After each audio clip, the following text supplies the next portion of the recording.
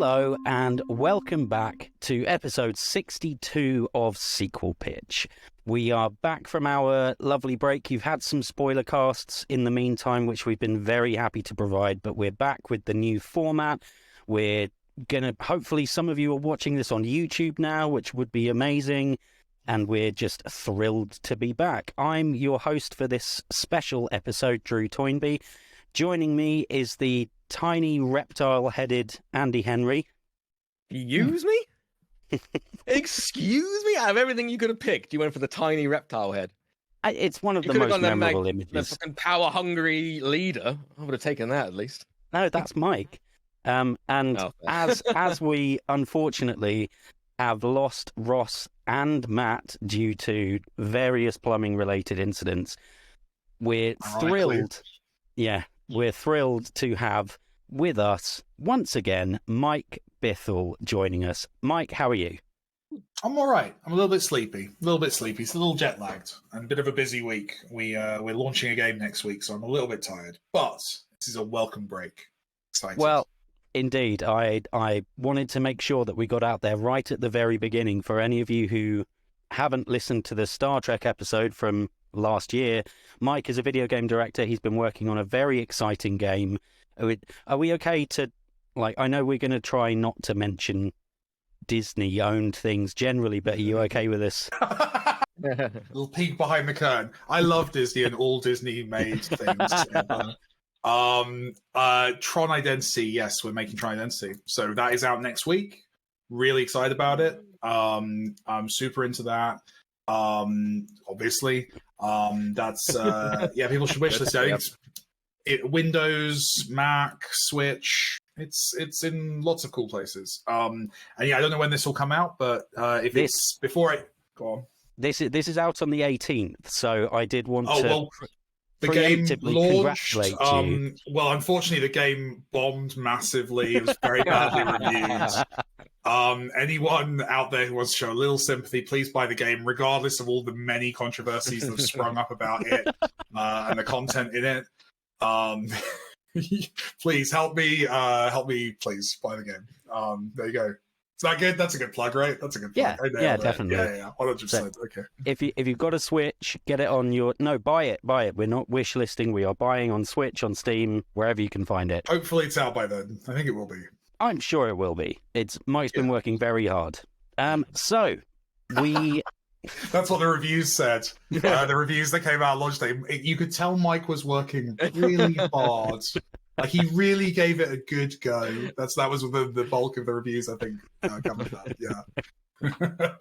As Mike is a video game person, we thought it would be a bit fun to jump back in and do not just a video game movie, but the first video game movie. We've done 1993's Super Mario Brothers, directed by Rocky Morton and Annabelle Jankel, and starring the late, great Bob Hoskins, John Leguizamo, the late, great Dennis Hopper, and Samantha Mathis. If you haven't seen the film, or you watched it a long time ago and need a bit of a refresher, what we're going to do is give you a as close to 60-second synopsis of the movie as we can, so that you can join in the insanity when we give you our reviews, scores, and then when Andy and I pitch our sequels for Mike's entertainment and try and win his approval. So, without further ado, let's do the synopsis. 65 million years ago, the meteorite that killed the dinosaurs actually created a parallel universe. In 1973, in Brooklyn, an egg is left at an orphanage which hatches a baby girl. 20 years after that, Italian-American plumber brothers Mario Mario and Luigi Mario meet plucky university student Daisy, who wears the magic rock from the egg, and follow her to the parallel universe when she's kidnapped by the henchmen of the evil Cooper. After much hijinks and hilarity, we find that Daisy is actually a dinosaur descendant and the long-lost princess of Dino York. Cooper wants the magic rock, a fragment of the meteorite that made the two universes, to link the worlds. He does that, but then Mario and Luigi undo it, defeat him, and they go home. But then Daisy shows up and says that she needs help from the brothers once again. Very ambiguous. Doesn't say what from, just goes, I need help. And they're like, brilliant. And she's like, sweet. Okay, come on. That's how See you in get the a next sequel. movie that's definitely coming. Yeah. Literally, yeah. Yeah. What better sequel bait has there been? Fuck you, Marvel. I do not stand by the opinions of everyone on this show. But Andy, you had one job. you had one job, Andy. It's all good. Damn, I couldn't even. All That's good. 5 minutes. Damn it. No, but it is the best post-credit scene ever. Is it post-credits? I can't remember. Or am I making it post-credits because of my? There is a post-credits, but so Daisy showing back up with her devolution gun is pre-credits. Right. And it's a nice moment. There is a post-credit scene, which I only realised because I left it running while I was doing other things. Turn this off as quickly as I could. So I don't know. I've never seen a post-credits. I'm actually excited. What is it then? Cut to 2 Japanese businessmen, Of course. saying, "We want to make a video game based on your adventures." Oh my god. Across the table from Across the table from the 2 Cooper henchmen, and they Oh have my god. jokes riffing on Mario game titles, but about them. Right. Okay. I'm glad I didn't wait for that. But that was. Before we go on to our pitches, what we always do is give our kind of brief review and our score out of 5 for the movie. And then those of you who are pitch pals on Patreon and chip us a couple of quid a month will be able to get the full review discussion over there. So I shall begin. Mike was saying just before we started recording, this was one of his favourite films as a kid. So Mike, Blame yourself. your overview of your feelings on this film and a score out of 5, if you please. I mean, I'll start with the score, which is a solid 4 out of 5. I think this film might be part of the reason I do the thing I do right now. Like, No genuinely. way. Oh wow. So I'd not thought about this film, obviously, for quite some time before you mentioned it to me. And I had this weird memory as I was watching it that as a kid, the local video store, I would rent this film. And I have this weird memory of renting it on the way home from school one day. And I don't know how old I was, but like 93, I would have been 8. So I guess I was like 9 or 10 with the VHS. I would rent it from after school, or I'd ask my parents to rent it after school. And then I would wake up the next morning crazy early so that I could watch the entire movie before going to school. And I have this weird memory of doing that multiple times. I genuinely so the reason I think this film might genuinely be like up there with like Tron or other things for like why I think I end up where I am is as a kid it blew my mind because basically what they were trying to do, I think the filmmakers have said this since, they basically just had a crazy budget, so they went, screw it, we'll make Blade Runner for kids. And the world building, it has nothing to do with the Mario games, obviously, but the world building of that city was mind-blowing to me as a kid, because obviously I didn't have any of the context of like the things they were riffing on or ripping off. So, Total Recall, Blade Runner, all those kind of dingy sci-fi worlds, they were kind of very obviously kind of inspired by. I had no idea. So as a kid, I was just like, this is an incredible world. And I think it genuinely like triggered for me this kind of interest in that kind of sci-fi world building. I know it's ridiculous because it's obviously bad, but like I think that sparked off. The other thing was I didn't really have any Nintendo consoles growing up, so for me Mario was like a game I played at friends' houses, and therefore I didn't have any connection. I didn't know what the story was for Mario. I just played a couple of levels. It was a fun enough game. And when they change into the costumes later from, the right colors, I was like, oh, that's the thing from the game I played. But like literally as I got to have been at that time, the only kind of 9-10-year-old who had no knowledge of the Mario franchise whatsoever. And therefore for me, it was just this amazing grown-up feeling sci-fi movie that I was allowed to watch. And it was dirty and grimy, and kind of Dennis Hopper was like aggressively sexual in a way that 10-year-old me didn't really get, but it's found a bit scary and weird. And it genuinely, I remember it felt like as a kid I was watching a movie I shouldn't be watching. It felt like more grown up than I was. And I think that's just my memory of it. And when I go back and watch it now, obviously you can see the flaws, but also like it reminds me of feeling that way, of feeling like I was watching like a proper movie. or my idea as a 10-year-old of what grown-up films were like. And also, I was a big dinosaur kid, so the stuff with Yoshi, the kind of the animatronic dinosaurs, the transformation at the end, like as a kid, that was just like any opportunity to see a dinosaur. Because this would have been, did you say it was 93? So this was like a year before Jurassic Park or thereabouts. I remember. Yeah. Was it Jurassic Park 93? I remember those two VHS tapes. I remember like that was very interchangeable. And I was very much like, I was super into them. I would say as an adult, I think one of those movies is better than the other. But like as a kid, like that was very much the zone I was in. I'm still a dinosaur guy. I've got loads of dinosaur toys on my desk. Like so I was, there you go. So yeah, I just was very into it. So yeah, for nostalgia and for how it made me feel as a kid, and for the fact that I think it maybe made me want to be a sci-fi writer, I'm going to give it a 4 out of 5. Okay, very nice. Andy, how about you? Oh, God. Slightly different perspective, I'm imagining, right? Yeah, I think I watched this film the first time. I must have been a teenager, so say 13, 14. And yeah, like Mike, never had a Nintendo. I was always PlayStation from number 1 right up to now. But yeah, like I'll go around friends' houses and play that. But by the time I watched this, I had a very good knowledge of Mario and I guess what it should have been. Yeah, and the first time I watched it, I remember having the same reaction as when I first watched like The Room, where I was just like, "This is terrible," and I was laughing and like crying, laughing at how bad it was.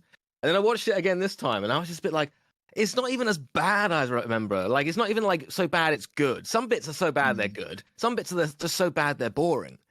And the new ones come out, and obviously it's an animation, so it gives that Mario feel straight away, and it's colourful and all stuff like that. And it's interesting you brought up that blade thing, because obviously it did have the big feel of it. But every second of this movie, you're just going like, this is not a Mario movie. What the hell is going on here?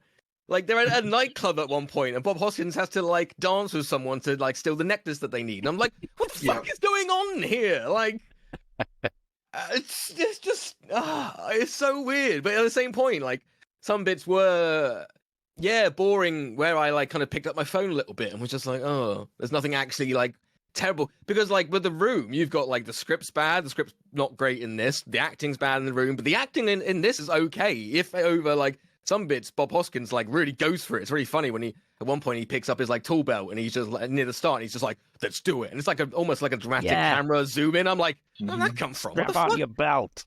Camera guy that day was just like, you know what, I got a bit of pip in me. Yeah, let's go for it. Let's go for it. Let's go. Let's do a nice trolley in or something. And yeah, like, it's so odd. I think the behind the scenes, for me anyway, has kind of overshadowed the actual quality of the movie. Because again, going in, I just thought this was going to be an easy 1 out of 5. But like, acting's fine. The effects are okay to a degree. Like, it's fucking creepy when you first see like Toad and stuff like that. How was that meant for like 10-year-olds? But I'm gonna. I mean, I don't recommend it. Fuck no. But I'm gonna give it. I'm gonna give it the 2 black eyes I gave myself while watching this movie. Oh dear. 2. Because I really wanted to give it a 1. I was so happy, so looking forward to going in and slamming it and stuff. But I was like, it makes no sense compared to the actual like source material. But if you took that away, you'd be like, yeah, it could just be quite a fun little sci-fi family thing. And I love the end. I love the fucking credits where they're literally just like, I need you. Don't say anything else. I'm done. Credits. Let's get the credits up quick. Let's get out of here. I believe, like, the final line of the movie is, "Oh, I believe." Yeah, and like that had been a conflict for the whole movie up to this point, that he didn't have faith in it and didn't believe have faith it. in the mushrooms. Yeah, no, not at all. Yeah, okay, that's fair. That's kinder than I was expecting from you. From my perspective, this was my first watch of this movie. Really? Oh, interesting. Okay, so no prior relationship at all, good or bad. That's interesting. The only prior relationship that I had to this movie was knowing that Bob Hoskins, an actor that I adore, hated it. Like, absolutely detested the movie. and I'd There's heard that brilliant about. him talking about the moment he realized he was playing Mario, right? It's like, there's this little red pixel on the screen. They told me that's me. I used to be Hamlet. Something like that. He's like, I used to be Hamlet.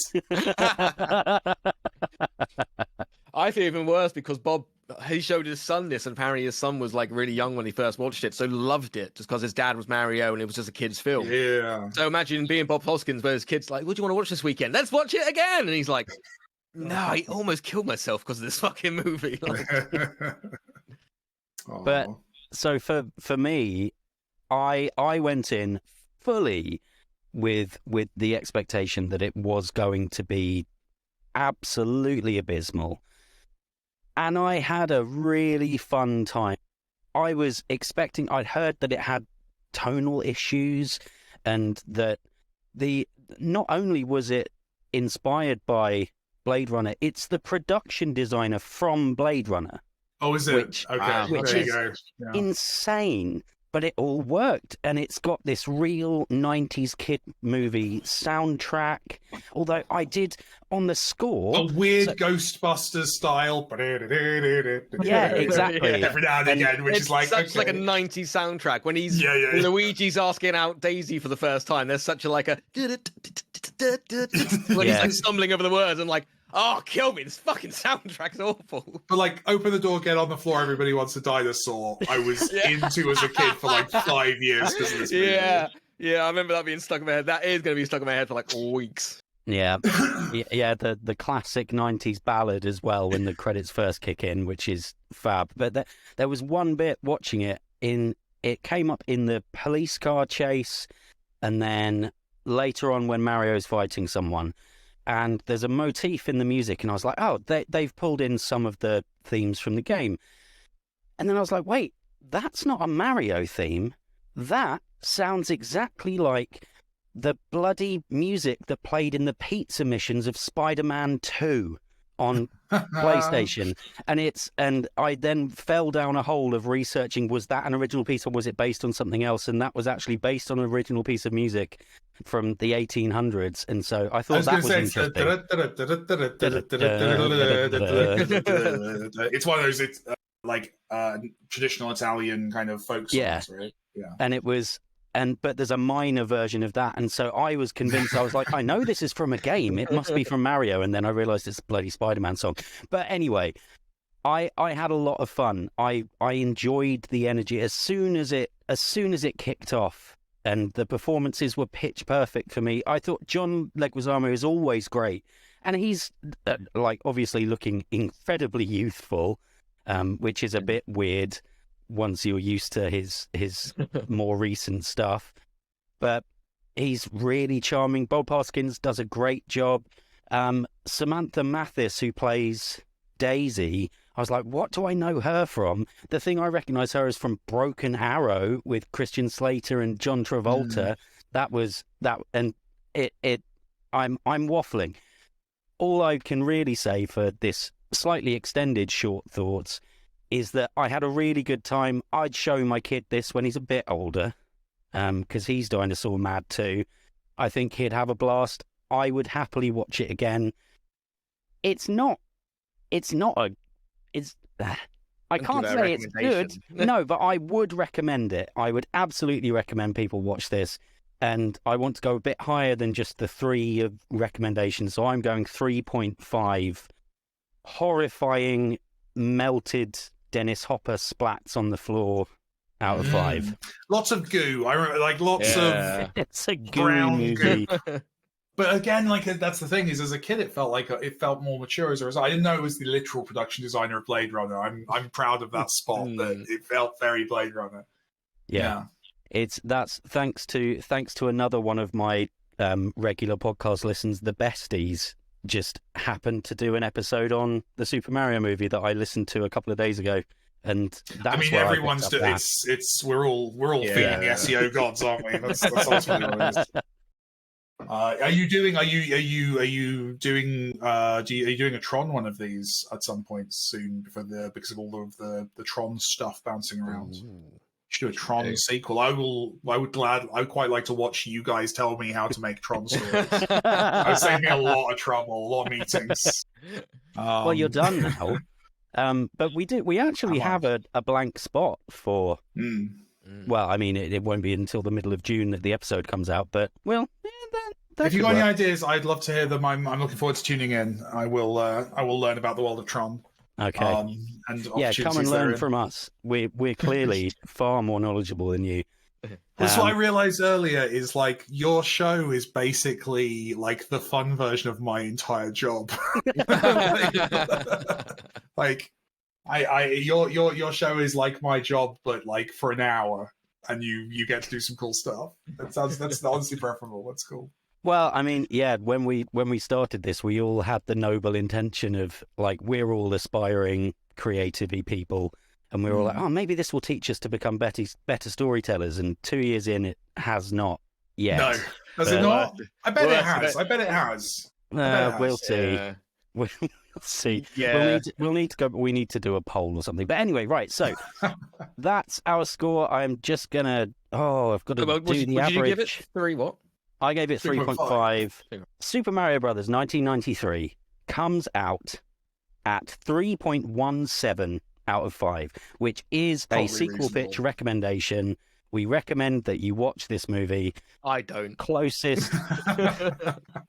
I mean, in terms of time and score, it has scored incredibly similarly to Arnie's Jingle All the Way and has come in only 0.08 points behind Fast and Furious 9.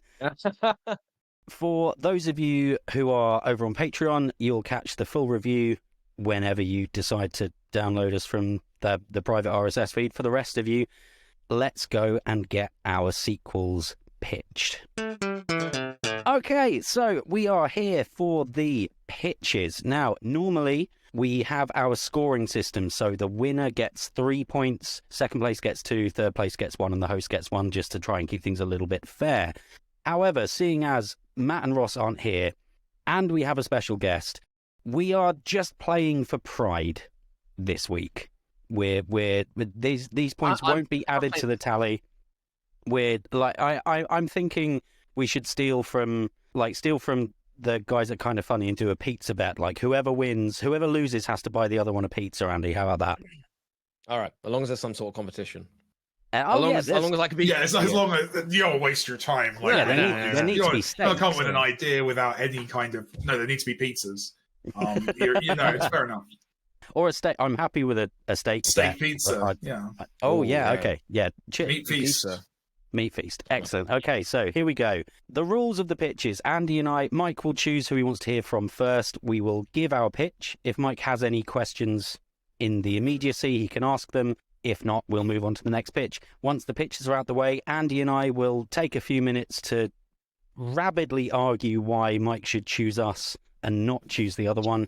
And then Mike will choose the winner and we can all toddle off and go to bed.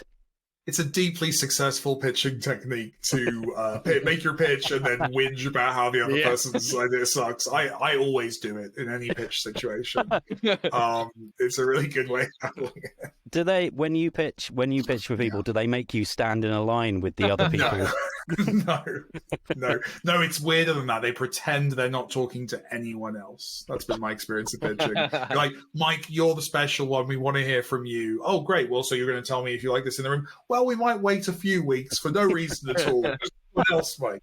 So yeah, that's been my experience. So yeah, no, they lie to you. It's good. Andy, I want to hear your pitch first. All right. Okay. All right. Here we go. Mine is called Super Mario Bros, because it's not Super Mario Brothers, is it? Super Mario Bros 2, Castle Bowser, and then in parentheses, it's better than the first. I promise you that. Please see this movie. Yeah. It's a big poster. It's a big, as you see. My little blurb is when Bowser takes over the castle and brainwashes Princess Peach to be his bride, the Mario Brothers are sent to 3 different worlds to collect items that they can bring back home. That can bring them back home, learning about themselves on the way. So we open on Princess Peach, the daughter of Princess Daisy, and we maybe have a backstory, or there's credits or something, that words that say Princess Daisy is the daughter of Princess Peach. She's now in charge of the kingdom. Mario and Luigi are just kind of plumbers. They're just doing their kind of day-to-day life. They don't really do anything in the kingdom, but everyone's still happy. Everything's perfect. Princess Daisy sees her loyal subjects, the Toads, still looking as fucking creepy as they did before. Suddenly the sky turns black as Bowser and his loyal magical servant Kamet arrive on a big dinosaur spaceship. The people in town run and flee for their lives, but Peach walks out the castle all proud and addresses Bowser, who says he is a powerful dinosaur alien and he's just conquered 1,000 planets and he wants to take over Peach's world. Peach stands up to Bowser, and Kamat tells Peach that the Great Lord Bowser has killed for a lot less than her insolence, and Bowser and tells Bowser to kill her and take over the castle. But Bowser says a better plan would be to make her my queen. Peach obviously refuses, but Kamet puts a spell on her, making her fall in love and be devoted to Bowser. She then agrees to make Bowser king, and Bowser then sees a picture of the Mario brothers, Mario, and Luigi, obviously, and says she must banish them from the land so they can rule together. Kamat says he can open a portal to send the brothers far away and leave them kind of like stranded. We cut to the brothers, and they're in a plumbing competition. Oh, against other teams. Oh, competition. Oh. We see. All right, so I've got two choices for Mario and Luigi yet, and I don't know if they're both equally as serious as they are joke, and I can't decide actually who I want to go with. The first one, if we don't want to have any ties basically to like their like Italian roots, we can have Seth Rogen as Mario and Jason Segel as Luigi. Okay.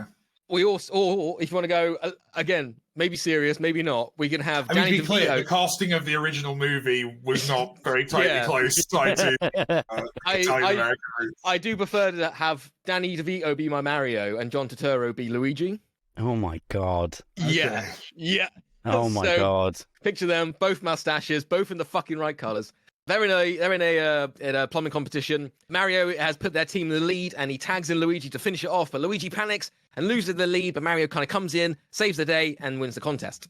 Luigi apologizes for panicking and says, "Oh, I'd never be a great plumber like Mario, and he'd forever be living in Mario's shadow." But Mario says, "If Luigi just keeps working, keeps trying, he'll be a great plumber one day." Suddenly, a portal opens up and swallows the brothers. And they fall through a portal and tumble into a new world. They look around, confused, and then suddenly a bright light appears, and the guardian Rosaline enters and says their world is under attack by a powerful, hungry monster, and their sister and kingdom have been taken over. They have been banished to this faraway land, but if the brothers can retrieve 3 items, then she can portal them back home. She says they must first find the monster that has overtaken this land. Once this land is free, she will reappear and take them to another world. Act 2 is basically the brothers going through the 3 worlds, finding clues, meeting new characters, all the Marvel characters, Mario characters we love. Iron Man's in there as well. Fuck it, why not? Budget's just gone up. So each time they go to a world, if you've seen Imaginarium of Dr. Parnassus, every time they go into a different world, they are different somehow. Their appearance is alters. So if they could go in and they could just be animation for one level, they could be like the retro 2D side scroller, and then big wonderful 3D animation like the new one. In the first world, they meet a creature called Toadette, who says their world used to be full of beautiful mushrooms growing as far as the eye could see, but a monster came down and turned it into a lava world with wild beasts called balags, destroying all the mushrooms. So Mario and Luigi helped Toadette take the land back, fight their way up to the castle, pass them some Mario-style obstacles and levels, until they see who's in charge. It's a monster called Ludwig, and they fight, and Ludwig is destroyed, leaving behind his staff. Toadette is grateful and says, "There, you can start growing mushrooms again, yay!" And then gives Mario a special mushroom and says it will grant him special gifts at a time when it's most needed. Rosaline appears and takes the brothers to a new world. The second world is basically Mario Kart, where they have to collect coins. It's exciting. We think Mario's going to crash. Oh, but then he ends up winning. They get another talisman. Maybe this is like a big, giant, gold ring from the monster who took over that world, who then flees. Rosaline then kind of appears, takes him back to a third world. Back at Bowser's castle, because it's Bowser's castle now, Kamet uses his magic to see what the brothers are doing and learns about their plan. He tells Bowser what's going on, and Bowser says, "Oh, these brothers are stronger than I thought, but they are stronger when they are together." So if he plans to basically separate them, and he says to Kemet, "Take the beast," to kidnap one of the brothers, bring them back to the castle where he will be imprisoned forever, never get to see his brother again. In the third world, Luigi is doing an important task, but again he panics. So Mario has to come in and save the day. This annoys Luigi. He said he's tired of living in Mario's shadow, and he'll never be as great as Mario. Maybe like Mario maybe Luigi was going to win the race, but Mario like kind of overtook him for no reason or something like that. So he's a bit pissed off. They kind of fight and they go their separate ways to cool down. When Luigi is alone, there's a big shadow of the beast that comes and grabs him and kidnaps him. We don't know what it is yet. And Mario sets off to do the third level alone. The world is haunted by ghosts called Boos. And Mario finds and beats the creature in charge called Lemmy. Getting the third reward, Rosaline appears, tells Mario his brother's been taken, but now he's got the 3 items. He can take him. He can take him home. At the castle, Luigi is brought before Bowser, who says Luigi will be imprisoned and made to fight his beast once a day for Bowser's amusement. The floor opens up, and it's like the Sarlacc. It's not the Sarlacc pit. Sorry, it's the Rancor. Think Rancor. Luigi gets thrown down into a pit, and then the giant beast appears, and it turns out to be Donkey Kong. Bowser starts shouting at Donkey Kong to attack Luigi, calling it stupid when he doesn't listen, and then starts like throwing stuff, which makes Kong like sad and upset, and he runs away. Bowser, like annoyed, kind of just shuts the floor, thinking Luigi's just going to die. The monster will eat him eventually. But Luigi bonds with Kong, uses his words. They kind of sympathize with each other, and he says like, "Oh, Bowser's reminding me about how my brother was and stuff." But then he's like, "Oh, I do miss my brother, and maybe he wasn't as bad as I think he was." Kong says Bowser took him from his homeland and he wished he had his son with him. And he reminds, the relationship between Mario and Luigi reminds me of him of his son and him. And then Luigi kind of like, obviously they become friends, they bond. Luigi realizes he does have his own skills and doesn't need to be like Mario, and finally can come out of his shadow. So then Mario appears and sees Bowser and Peach. He tries to talk Peach round, but she's not listening. She don't give a fuck. Mario and Bowser then fight. Bowser starts using his fire breath and turns and burns the whole fucking castle. So it's basically like Bowser's castle level on one of the Marios. Bowser looks like he's going to defeat Mario until Luigi comes in riding Donkey Kong. Donkey Kong like jumps and starts attacking Bowser as Luigi helps up Mario. Luigi apologizes for being mean and a bit of a dick earlier. But Mario says like, I can't see a way of beating Bowser. He's just too strong. But then Mario remembers the mushroom Toadette gave him. He eats it and the special Mario music starts playing. And he can either grow or he's just that Chinese, and he's basically Superman, but he can't fly. Or maybe he can. And then Luigi and Kong make their way up to Peach. Kong holds off Gamut and his little goons as Luigi uses his words to bring Peach out of the spell and back to her normal self. So then Mario, Luigi, Peach, and Kong all fight Bowser, who was eventually defeated. And then when he's like in the rubble or something, we could like learn that he actually isn't a big space conqueror. He's like the runt of his family, and his dad and his brother like bullied him, so he ran away. And now he's just lost now and stuff. So Bowser starts to like cry basically, and him and Kamek flee, and everyone is happy. We end on another plumbing contest. This time Mario is panicking and asks Luigi to finish it off for him, but Luigi says, "No, man, we work better together." And they finish the job off together, winning the contest, ending in a freeze frame of them holding the trophy. But there's a post-credit scene. Bowser returns to his home planet, crying. He's all upset. He runs home, and he sees his brother, Devileye, I think it's pronounced, and his father, Morton Cooper Sr., who will be basically the Thanos of this franchise, to be the overarching antagonist. He tells them, the plumbers, defeated me and all blah, blah, blah. And Morton says, "Oh, of course they defeated you, Bowser. You're weak. They never defeat Devileye, will they?" And Devileye smiles and looks to the cameras and says, "Plumbers, you are about to be flushed." And then we cut to black and have the Who CSI scream. Wah!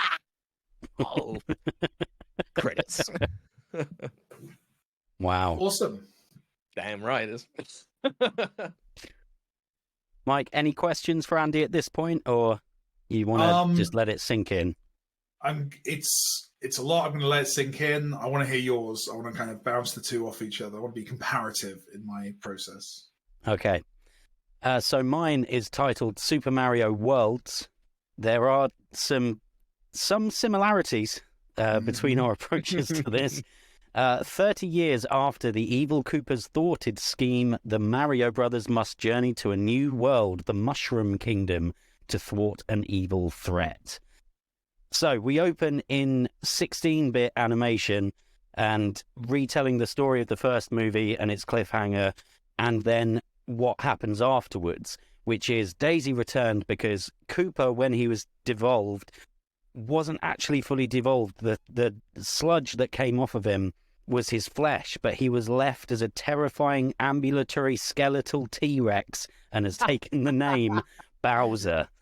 His rampage was ended when the brothers Peach and Toad managed to create a new portal from the meteorite, and Mario sacrificed himself, jumping on Bowser to knock him through the portal, and he went through with him. Daisy then changed her mind at that point and decided she did want to live in Brooklyn with Luigi, and they had 2 children, twin boys that they named Mario and Luigi Jr. In memory of him. Okay. Cut to 2023. The family, the boys, Mario and Luigi Jr., are starting to take over the plumbing business. Luigi's thinking about retiring, and they get word from Dino York that there is to be a funeral for Daisy's father, the king. They all head back for the funeral, and Dino York's become kind of a way more utopia looking. It's all very clean and prosperous and happy. Being around the funeral gets Luigi Senior thinking about his brother. He's a bit maudlin. He talks to his boys about him and has a big speech about how his son Mario is so much like his uncle. He's sure of himself. He's tough. He's a natural leader, and he doesn't say anything about Luigi Jr., who is much more timid than his brother. He's a bit shy. Luigi doesn't do it on purpose, but he still doesn't have anything to say about him, and his son's clearly saddened by this. Meanwhile, Daisy is speaking to one of her advisors, who says, obviously now you are to become the queen. And she talks to Luigi. They agree they've got to stay. She came to his world for him. Now he agrees he'll do the same. They find the boys and sit them down, and they're like, technically you guys are princes of Dino York. And we all need to stay here now. Mario, being the boisterous, confident one, is thrilled and relishing the fact he gets to be a prince. And as he's the oldest twin, he's next in line to the throne. Luigi's much more muted. He loves it back home in Brooklyn. He doesn't want to leave, but he sort of quietly acquiesces. He wanders off on his own, but Mario, noticing his brother leaving, follows him. They both find themselves at the shrine, which is built around the magic meteor from the first movie. And they have an argument. Mario's angry with Luigi for not being excited about what's happening. Luigi's angry with Mario for always being the one who gets noticed and gets the praise, and everyone loves him. And then the meteor starts glowing. An advisor runs in to speak to Daisy and Luigi Sr. to tell them they have a strange reading coming from the meteor. They all run down there as Dry Bowser, the skeletal T-Rex reincarnated from Dennis Hopper. Bowser. Dry. I'm happy you said dry. Yeah. He's taken his. I am putting in as many game references as I possibly can in this bloody thing. He appears from the portal. He appears from a portal in the meteor. He loudly proclaims that now that the king has died, he and his children will take over all of the worlds linked by the meteor, not just the 2 that everyone thought there were. Bowser releases a load of Goombas from his hell dimension that he fell into. They start flooding the room. In the chaos, Mario and Luigi Jr. fall into the portal. The boys land in a world... I say boys, they're like 25, 28. They land in a world full of giant mushrooms, swiftly followed by one of Bowser's children and an army of Goombas. They manage to escape using their plumbing knowledge somehow. I'll figure that out at some point. And they run to a castle they can see in the distance. There they meet Princess Peach, who I absolutely see as being played by Gwendolyn Christie. I want her to be really tall and just a magnificent Princess Peach. They find out that their Uncle Mario survived falling into the portal, and he landed in the Mushroom Kingdom, fell in love with Peach, and they had a daughter, the boy's cousin Rosalina. But unfortunately, in the meantime, Mario has since passed away, and we have a very tasteful statue of Bob Hoskins somewhere, and it's very, very tasteful. Is it a fountain, thus being a celebration of his plumbing as much as his life? Oh well, it is now, Yeah. of course, Okay, and good. always That's was. my Obviously, requirement. always was.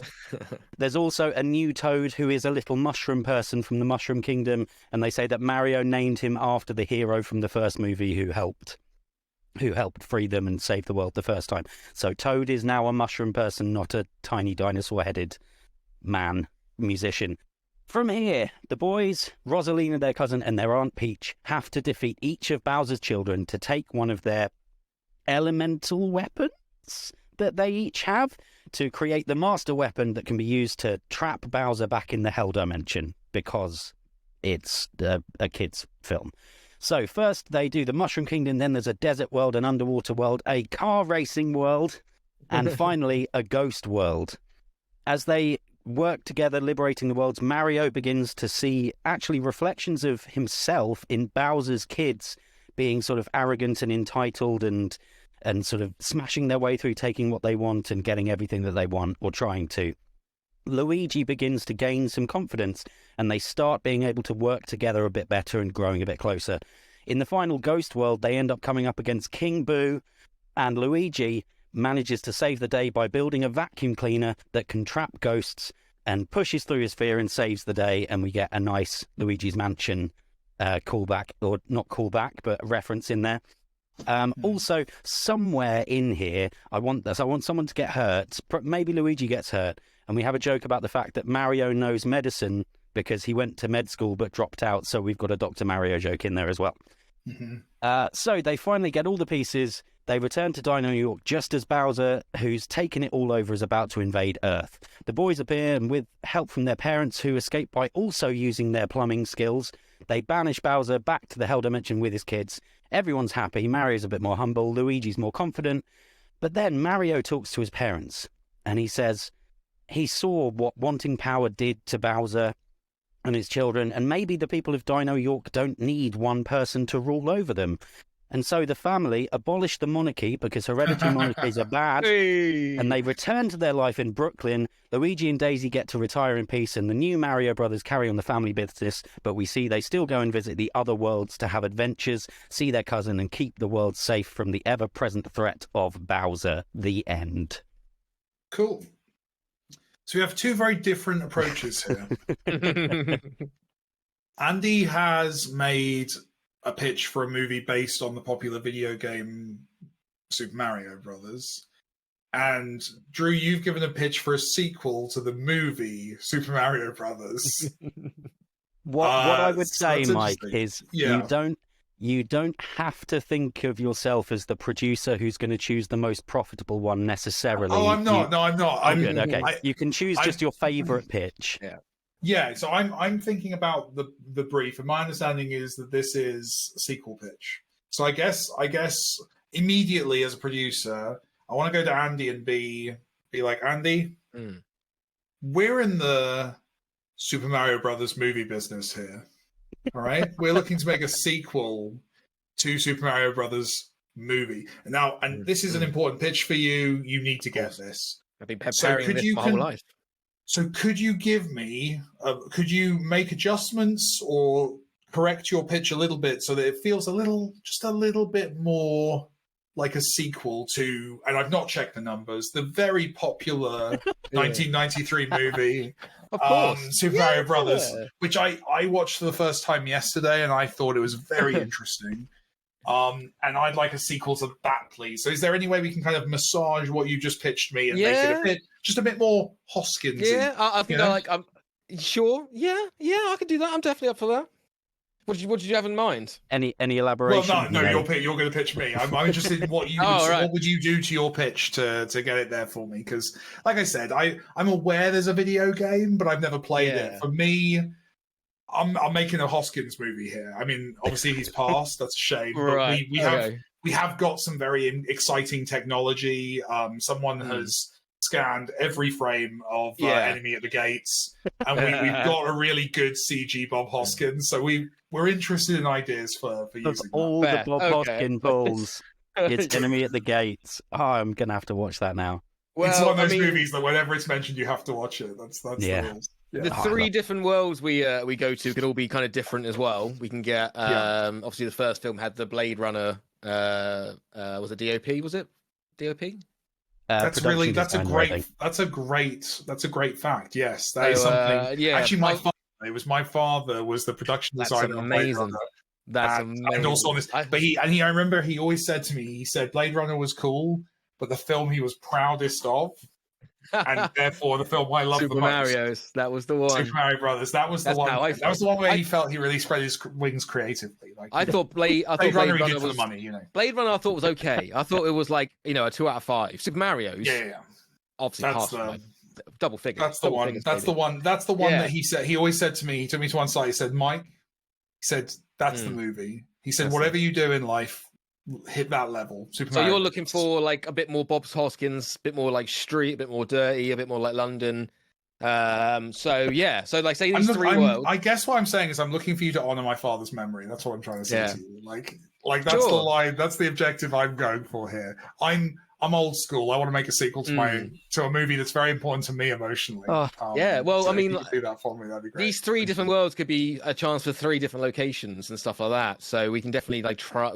Maybe like they start in a really nice world and everything's like fine, but when they go down the portal, like shit's fucked up and it's dark and it's dirty and everything like that. Nice. Maybe Toadette is like now you're talking. Yeah, and like Toadette is like a prostitute or maybe, and she's like, oh no, what's going on? And, maybe something's happening there. Maybe Luigi has feelings. Maybe she doesn't care. Maybe he tries to push a little harder. Maybe that happens. I feel like we immediately went 0 to 11 there. That's great. You're pulling out the sex worker pitch. That's an angle. Yeah. That's an angle. I worry that might. Yeah, go on. I would say the second level, because obviously the car racing is going to be like Fast and Furious. I'm thinking lots of NOS, lots of like just inappropriate action scenes that make no sense. Halfway through, they're going to have to do a heist, and that makes no sense to the actual plot. And then third world is the Ghost World. So I'm thinking like we can really save money on this land because it could be just done like Paranormal Activity. Right. Or low budget horror. Exactly that. Actually, what we do, we'll keep the camera lens on the camera and just say the whole thing's in pitch black, and we can save loads of money. That's on that very way. good. So that's the kind of original thinking that my father was known for, and that's why I'm here, man. That's why I set up this company. Was I bought the rights to do specifically, and to be very clear, I do only have the rights to the Super Mario Brothers movie. I have no access to any of the IP surrounding the video game series. I'm sure we'll be fine. Yeah, let's try it. It's cool. We got two things. We got the Super Mario Brothers movie and the Bob Hoskins image rights. Those were the two things. What was it? What movie was it? You got the rights from the war movie? Super Mario Brothers, the movie. Yeah. Oh no, from Enemy at the Gate. Oh, Enemy at the Gate. Yeah, I'm afraid we don't have the rights to the Enemy at the Gates movie. We just have the rights to the frames in which Bob Hoskins is visible. Right. So he's not going to be wearing his Mario kit from the first one. He's going to be wearing his like war Russian general. Well, kit. no, because we use computer, so we've got some very cutting edge AI kind of technology. So no, we've got his face from that. But we can put the face. I mean, we can put the face on anything. I think there's room for creative opportunities there. I want to go back to Andy, and I want to ask. So I've got the Bob Hoskins mesh, right? Good, thank you. And that's interesting to me. I'm big fan of the Legacy sequel, right? Like big fan. I thought Tron Legacy was excellent. I'll be honest. I thought, and I'd love to see someone pick up that ball. I think there's some really good, interesting kind of vein of storytelling one could do there. Oh yeah. But I don't have the rights to that. What I do have the rights to is Bob Hoskins' face. And I am interested. Obviously Top Gun did very well. The recent Jurassic World movie, despite being absolutely terrible, did very well because it had the people in it that you remember from the other film. Yeah.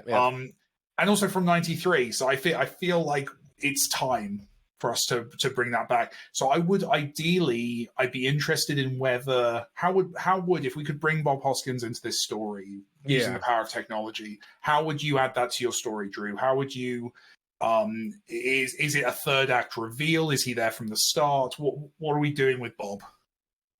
That's the name of the technology. It's a boosted. What are we gonna do with Bob?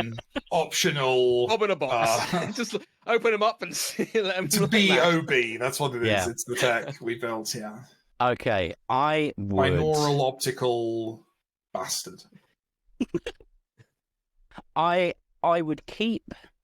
I'd keep quite a lot of mine the same. I think. However, if with his family's blessing and with a good, can't guarantee that. Okay, well, we've got the rights, so whether or not they give us their blessing or not, exactly.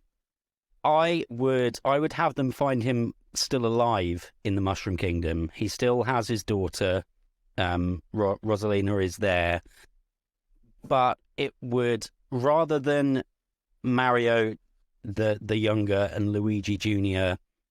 overcoming their differences and learning about their strengths and weaknesses and having that progression, happen just because they're facing baddies. They will actually have more. They would have Bob. They would have Bob's Mario there as more of a guiding figure, actually actively putting them on the right path and seeing what's best for them, and being able to have that echoes of saying that he can see how he was with his brother and maybe some regrets, and then he gets to come back and reunite with John Leguizamo as well.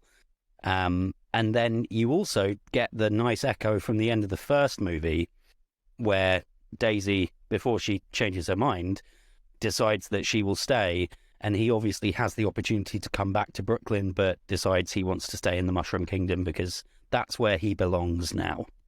Oh, but the monarchy's still abolished, and maybe there's a war because Peach and Mario, as the rulers of Mushroom Kingdom, aren't happy that his brother has abolished the monarchy, and there'll be so it's some kind of either interdimensional war. A cool mentor figure who ultimately brings the family closer together, or a war between two rival nation states with different philosophies towards kind of power dynamics. Those are our two options.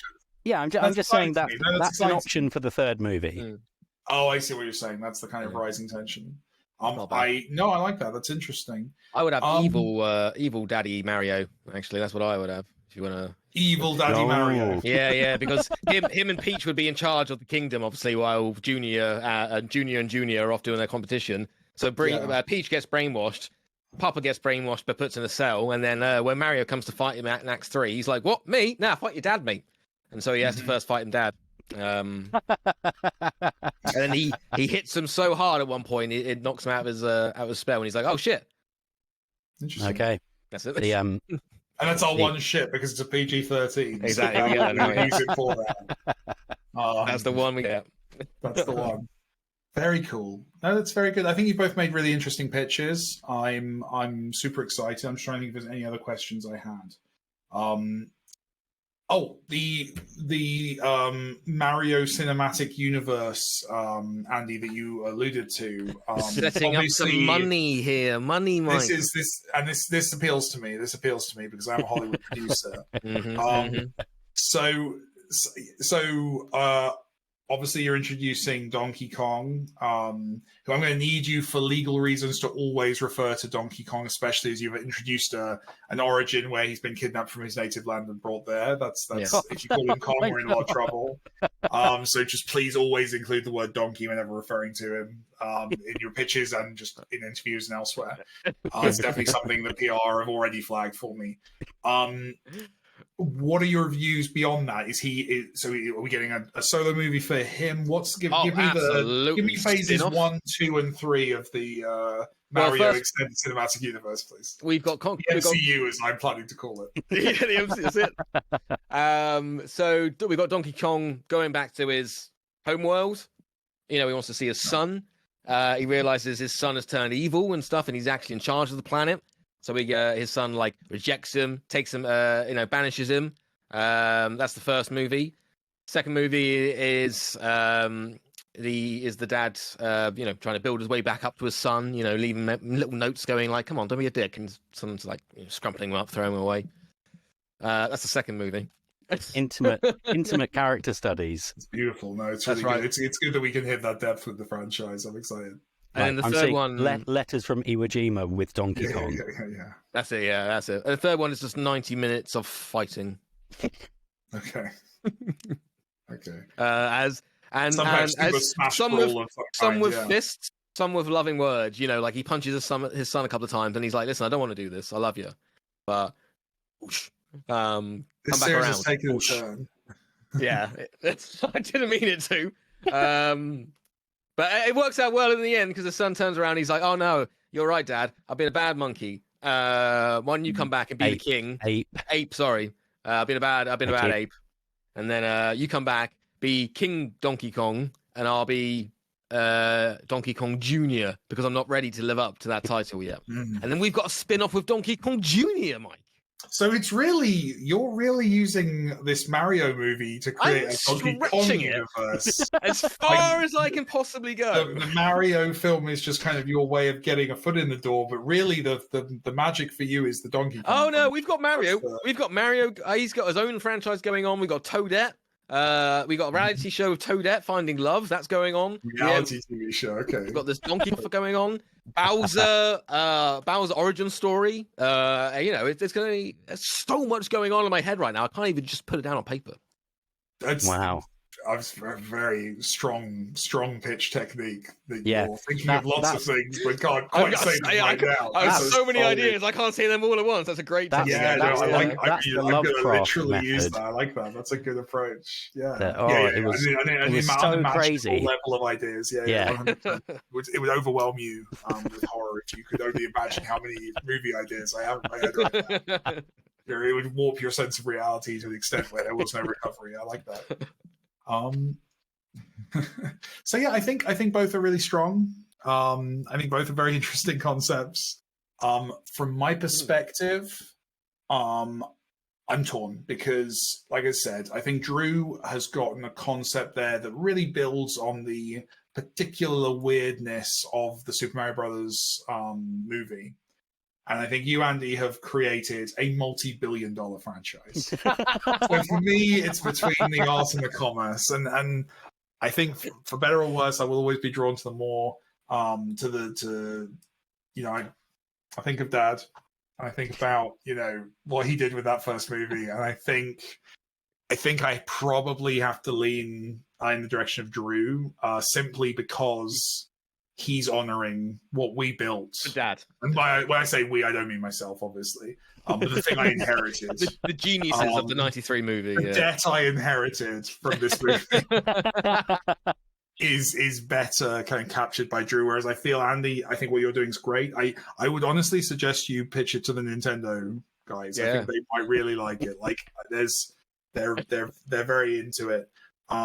That's the one thing I'd like to add to Drew's concept is canonically that ending scene is part of the story, and that in the universe of this story, Luigi has had to raise these kids, constantly reminded of the death of his brother by a string of sequentially better video games and a rising level of cultural importance for the Mario Luigi games. I think that would just add a bittersweet element to his story. So we'll talk about that in the next meeting, Drew. Andy, you won't be there. We're proceeding without you. Oh yeah. And yeah, but I think what you've got there is very strong, Andy, and you should pitch it to the good people of Nintendo. Who, I know they're listening. They have the sure rights to the video games. I only have the rights to the movie. And Bob Hoskins' face from a different movie, not this one. From a different movie, yeah, 100%. It's to do with the lenses. We had to go with a different film. Yeah. The problem was it was all the flamethrowers for off. Yeah. The AI just couldn't pass it. So yeah, couldn't handle it. Couldn't handle it.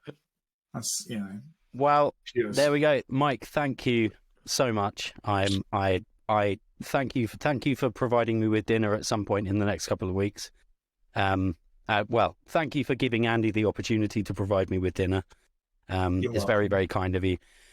I was going to say this. I didn't understand the terms of this bet when we opened the process. Yeah. Seems like I lose, whichever one of you won. I think that is just about it from us. The next episode that you guys are going to be hearing, sorry, this is a little bit confusing because we recorded this like a month ago. Yes, next episode we will be back in the scored rotation and we will be reviewing and pitching our sequels to Guardians of the Galaxy Volume 2. As always, you can find us on Twitter, on Facebook, on Instagram, by searching Sequel Pitch. If you've enjoyed this and you fancy helping us keep the lights on and paying for us to go and see people at the podcast show this summer, you can find us at patreon.com/Sequel Pitch and chip us £2 a month and you'll get the full review section as well. And thanks to the Pitch Pals who already do. Huge thank you to Mike Bithell for joining us and humouring us and taking time out of his insanely busy schedule with a video game due out in a week's time. You can find Mike on the Play, Watch, Listen podcast and also on the fantastically bananas two Too Fast 10 Forwards, wherein he and his co-host are reviewing the Fast and Furious franchise along with season 3 of Picard, which is as brilliant and wacky as it sounds. You should absolutely listen. And of course, when you're listening to this, go out and buy Tron Identity. Mike, have I missed anything? No, just please buy Tron Identity. Make it worth it. Make it worth it. With that, it is goodbye from admirable runner-up Andy Henry. Remember, mud is clean and dirty at the same time. It is goodbye from very special guest Mike Bithell. Goodbye. It's been a pleasure. And it's goodbye from me. We will see you for Guardians of the Galaxy Volume 3. Bye!